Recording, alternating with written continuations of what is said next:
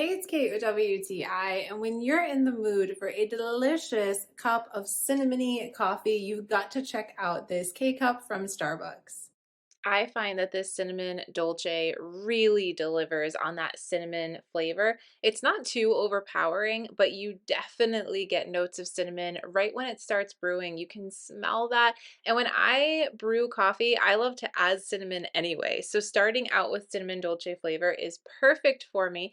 And of course, working with my Keurig, this is so easy for me to use with a single serve coffee pod. I think that this is great if you want to drink it black, depending on how you like to take your coffee. I like to add a little bit of non-dairy creamer to it, and it is so incredibly delicious. And being Starbucks, they do not use artificial flavoring, which I super appreciate. So it's always a delicious cup of coffee, so quick, so yummy. So easy to use, so quickly I'm able to have a delicious cup of coffee, and I love that cinnamon flavor and Starbucks goodness, but that's just my point of view.